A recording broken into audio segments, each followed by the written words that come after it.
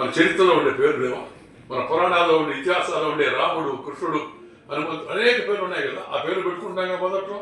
మొదట ఏమో ఇతిహాసాల్లో పేర్లు పెట్టుకునేవాళ్ళు పురాణాల్లో. ఆ తర్వాత చరిత్రాత్మకమైన పేర్లు వచ్చాయి. శివాజీ, రాణా ప్రతాప్, ఝాన్సీ లక్ష్మీ చరిత్ర చెందిన వాళ్ళ పేర్లు. ఆ తర్వాత దేశంలో గొప్ప నాయకులుగా ఉన్న వాళ్ళ పేర్లు వచ్చాయి. ఆ తర్వాత ఇప్పుడు పేర్లు పెట్టుకుంటున్నారు. ఆ పేరేందో అర్థమైందో మనకు అర్థం కాదు. నీ పేరేందమ్మంటే చెప్తారు వాడు. ఏంటి నాకు కొద్దిగా తెలుగు తెలుసు, కొద్దిగా ఇంగ్లీష్ కూడా తెలుసు, నాకే అర్థం కాదు పేరు. వాళ్ళకి కూడా తెలవదు. ఏదో పేరు పెట్టాలి, కొత్త పేరు మామూలుగా ఉన్నది కానీ అంటే కాబట్టి ఇట్లా పెట్టాలి అన్నట్టుగా తయారవ్వడం. మన కట్టు, బొట్టు, మాట, ఆట, పాట, భాష, యాస, గోస, ఆఖరికి మన తిట్టు కూడా ప్రత్యేకమైన. తెలుగులో తిట్టే ఎంత బాగుంటుంది.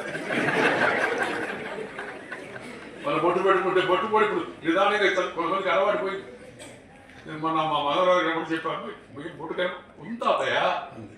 నేను చెప్పాను, అమ్మాయి సార్ వచ్చినప్పుడు అంతా ఒక భూతద్దం ఒకటి తీసుకురా, ఆ భూతద్దంలో నీ బొట్టు ఎక్కడో చూస్తాను. బొట్టు అనేది కొంతమంది మతాచారం అనుకుంటారు, కాదు, అది మన సంస్కృతిలో ఒక భాగం. మన సంస్కృతి. నీకు దిష్టి తగలకుండా ఉండాలంటే అందమైన ముఖ వర్చస్సు కలిగిన మహిళకు ఆ బొట్టు పెడితే కళ్ళు అటు ఇటు పోవు, దాని మీద పోతుంది. ఎంత చక్కని ఆలోచన మన పెద్దవాళ్ళు చేశారు చెప్పండి. అంతా కూడా జుట్టు పెంచుకోవడం సరిగా ఉన్న జుట్టుని ఇప్పుడు ఆడవాళ్ళు జుట్టు తగ్గించారు, మగవాళ్ళు కొందరు జుట్టు సరే ఎవరు ఇష్టం వాళ్ళు అనుకోండి. నేనే నాకు ఎక్కడ ఏదైనా జుట్టు పెంచండి, ఎవరైనా పెంచండి, ఇబ్బంది లేదు దాన్ని. కానీ మనం ఎక్కడికి పోతున్నామని ఆలోచించాలి. మన సాంప్రదాయం మనం మారకూడదు, మనం మర్చిపోకూడదు. ఇక్కడ సంబరంలో బెల్లం, జీడి, పాండురంగడికి నైవేద్యంగా పెట్టి పట్టిక బెల్లం బందరం అవసరకే కాదు, వచ్చిన వాళ్ళందరూ కూడా తీపి గుర్తు అట్టే మిగిలిపోయి ఉంటాయి. కార్తీక పౌర్ణమి సందర్భంగా బందరు సముద్ర స్థానాలకు ఒకప్పుడు వేలాది మంది భక్తులు వచ్చేవాళ్ళు. అలాంటి వాతావరణం మళ్ళా కల్పించాల్సిన అవసరం ఎంతో ఉంది. దసరా సందర్భంగా ఇక్కడ కట్టే శక్తి పటాలు దేశవ్యాప్తంగా కీర్తి సంపాదించి పెట్టాయి. ఈ సందర్భంగా యువత కొన్ని విషయాలు నేను ముఖ్యంగా చెప్పదలుచుకున్నాను. సమయాన్ని వృధా చేయొద్దు. లక్ష్య సాధన కోసం, నైపుణ్య పెంపుదల కోసం సద్వినియోగం చేసుకోండి. మన కళలను, మన భాషను మర్చిపోవద్దు, వాటిని ప్రోత్సహించండి. మన చదువుతో పాటు ఆట పాటలు ఎంతో ముఖ్యం. కళలు, ఆటలు, పాటలు ఆత్మవిశ్వాసాన్ని పొందిస్తాయి. నాయకత్వ లక్షణాలను పెద్దల నుంచి, ఇంతకుముందు మీకున్న నాయకుల నుంచి ఆ లక్షణాలను పొందండి. డిజిటల్ స్క్రీన్లకు అతుక్కుపోవద్దు. దానివల్ల శారీరక, మానసిక రుగ్మతలు ఎక్కువ అవుతున్నాయి. యువత ఆరోగ్యకరమైన జీవనశైలి అలవర్చుకోవాలా, ఉదయాన్నే లేయాలా, కాస్త వ్యాయామం చేయాలా, యోగా. ఒక అబ్బాయి అడిగాడు, యోగా వల్ల నాకేమొస్తుందండి అని. యోగ్యుడు అవుతాను అది.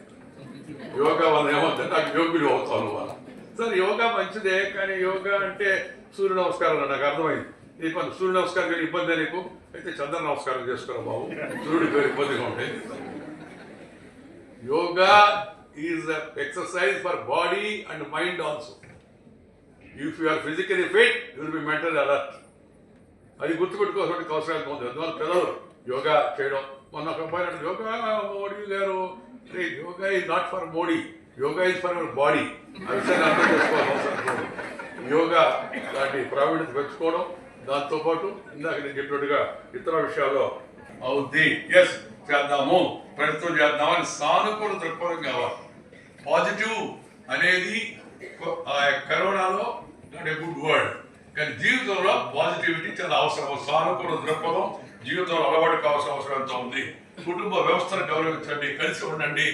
ఇప్పుడు కలిసి ఉండదగిపోతా ఉంది. వంట గదులు కూడా పోతున్నాయి. వంట పోతే జంట పోతే అని చెప్పారు నేను ఆ మధ్య.